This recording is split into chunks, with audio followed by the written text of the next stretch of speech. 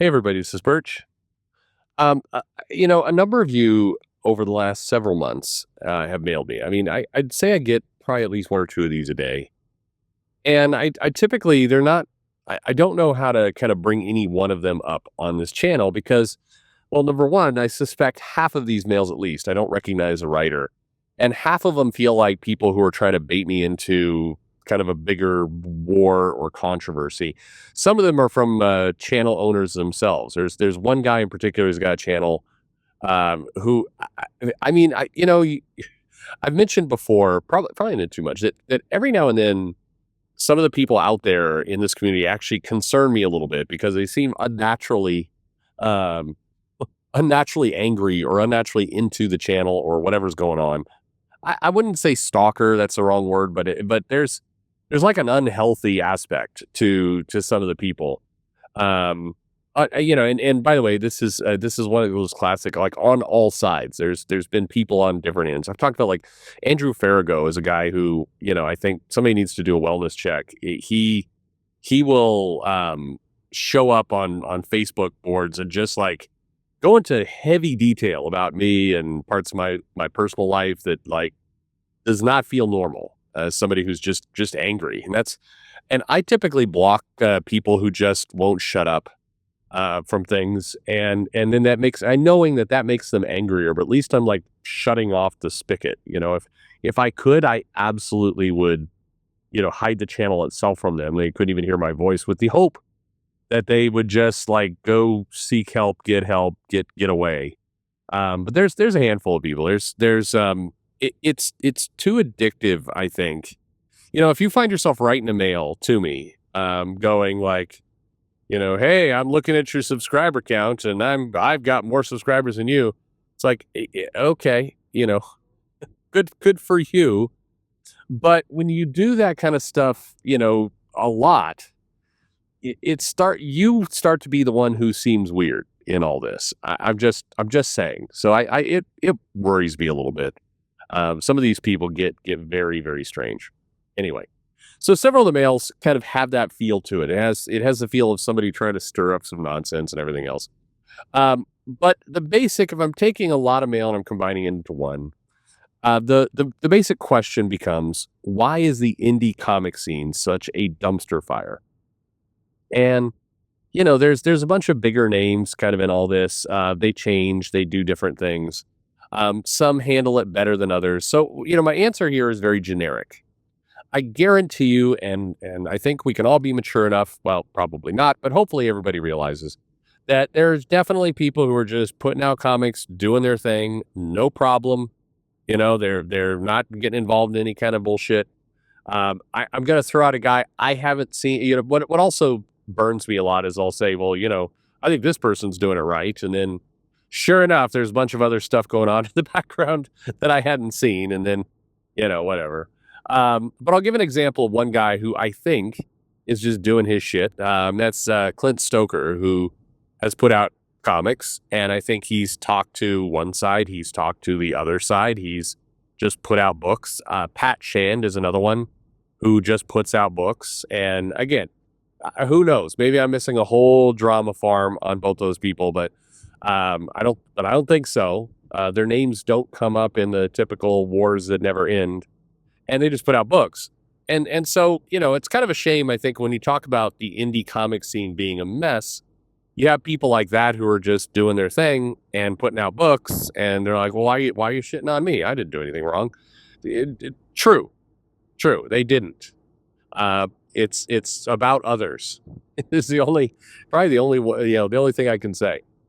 Uh, but if you look at indie comics, if you look at the crowdfunding group, if you look at kind of the people who are leveraging social media a lot, and first of all, if you're a small publisher or a small creator, you don't have a marketing department. You can't run ads out in the world. Your marketing department is social media. It's Facebook, it's Twitter, it's Blue Sky.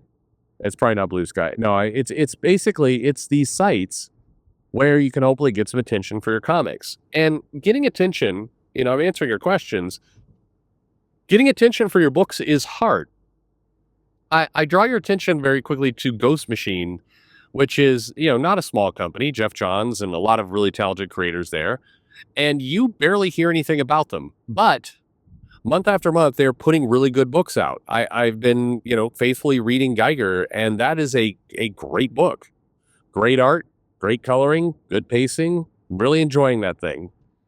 And, I love that title. Love what they're doing with it. My belief is that they are taking a, hey, don't blow up the world, don't be crazy, don't do stunts, just put out good books, and eventually 1 to 2 years down the road, the base will solidify and, things will improve. That feels like what they're doing, and as long as they have the capital and the money to wait that out and get to that point, I think it's a great strategy. They're basically focusing on content, trusting that if they do that long enough, the audience, the fans, the stability will come. It's not a bad strategy at all. But it's hard. I mean, look, if Jeff Johns is struggling to get attention, how is kind of, random guy on the internet who's making the very first comic of their life, how are they supposed to get attention? And therein kind of lies the trap, because one very easy way to get attention is to go online and act like an asshole, because that definitely gets you attention. And so sure enough, that's what people do. It's you go on, unfortunately, it's mixed up in another industry that is not so benign, and this is the YouTube industry, the channel like the one you're listening to right now. The difference here, at least the channel you're listening to, is I don't know how many ways I can tell people, some people still don't believe it, but how many ways I can say, I don't give a shit about subscriber numbers. I'm baffled and surprised that I have the subscriber numbers I have. I don't care about views on videos. You are not dunking on me if you come in and say, oh, your video only got 1,000 views. I don't care. I'm doing this because I'm in a car and I'm chatting and I enjoy talking comics, and some of you writing good things and it's rewarding. And I have thought, and I'm still wrapping up the channel. Someday I'll run out of videos and run out of mail and run out of things to say. So hopefully someday soon. But, there are people, there's tons of people. Ashley Land, I wouldn't I wouldn't have met Ashley Land, Clone Geek, a lot of on and on and on people who are are fun to talk to. These are in many ways like this extended family I have, these friends. So that's why I do it. But most YouTube channels are doing it for ad revenue and bragging rights of numbers, probably not in that order. And for what it's worth, and you've seen on this channel, if I do a video talking about how comic paper costs have increased, it may be a fun, exploration of the comic business that, some of you find enjoyable. When I would do the sales numbers on videos, several of you found those enjoyable, but they were all losers in terms of attention. If I do a video, and sometimes I don't even realize I'm doing as spicy of a thumbnail as I am, saying DC Comics is fucked. If I put that in the thumbnail, it will get 10 times the amount of views. Because that's what YouTube's all about. People are not stupid. They know this. And so they create, live streams, and they do super chats and everything else. And the purpose is everything is shitty. The SJWs are coming to get you. And by the way, here's a bunch of people who are, also SJWs, who are other comic makers, and let's dunk on them and laugh at them and shit on them. And we'll do this for hours at a time. And that gets attention because it's people like hearing a dumpster fire more than they like hearing benign information. You can't stop that. It's just how people are. So what that means is if you take those two and you put them together and you say, all right, we have the, small independent comic maker trying to get attention, trying to get some marketing, and it's really hard to do that. And the one vehicle they have to get marketing is really based on spicy takes versus, quality content. Then it basically encourages every comic maker who's trying to get a little bit of attention to sell and get their comic word out there. It encouraged them to act like a nutty asshole. And even if they're fairly normal people, they're going to be more predisposed to get into fights. They're going to take the bait when other people attack them. They're going to, even if they're just day in and day out putting in good comics, and there's people I've seen who 90% of the time just focus on putting out good comics, and good for them. That's what they should do. But 10% of the time they get hooked by the bait of, they feel like they need to defend themselves because if somebody yells in your ear repeatedly over a month, you're like, you're an asshole, you're gay, you're stupid, your comics suck. You're like, if they do that continuously for a year, just pick at every single fucking aspect of your life, at some point you're gonna snap. I have. Everyone does. Even people who by and large stay out of it the majority of the time, they're going to snap if you keep poking them over and over and over and over and over again. And there are people who have nothing better to do with their lives than poke. That's all they do. And so why is the indie comic scene such a dumpster fire? Well, really because of that. Because the incentive for everyone is to just shit on each other on a regular basis as opposed to putting out good comics. Because sadly, the putting out good comics and getting attention for it has been replaced by just being a crazy asshole. And once you get the challenge is once you take the poison and once you start being a crazy asshole, you will get attention. But it also retrains your mind that, you can't then go back to just having kind of benign, comic information, comic talk. You can't do it. At that point, you are part of this system.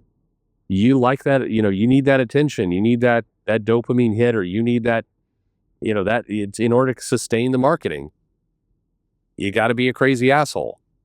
And I think that's look, if you look at it, why is the indie comic scene such a dumpster fire? Well, because it has very little to do with comics. That's why. And again, please, the handful of you, this is not me trying to bait you. If you are somebody who just sticks to making comics, and there are several of you out there, I'll use Pat Chan because he's been on my show several times. And I like Pat. He's a good guy, and he's also just a machine. If you're Pat Chan, then, you're making your comics, you're doing the right thing. I'm not talking about you. Pat is amazing in how much he ignores drama horseshit online. And he deserves kind of an extra Medal of Honor because that is incredibly hard to do. And there are a lot of good people out there who, again, good 90% of the time, 10% of the time, they just snap because it sucks to have somebody scream in your face over and over and over again. And if there was one wish I had for indie comics, it would be the people who do that. The people who seem to set themselves up as some kind of weird moral police, who just basically do nothing but make content, fuck around online, and that's all they do. I wish those people, we need to exile those people because those people are the ones who are taking, by and large, just good comic creators and driving them so far up the wall that they can't help themselves. They have to respond, and as soon as they respond, then now they're starting to feed the beast, and then we've lost another kind of indie comic creator to dumb horseshit. That's the problem. The other thing I guess that would go without saying is some of these comic creators, they're not ready for prime time. And what I mean by that is it doesn't mean they shouldn't make comics.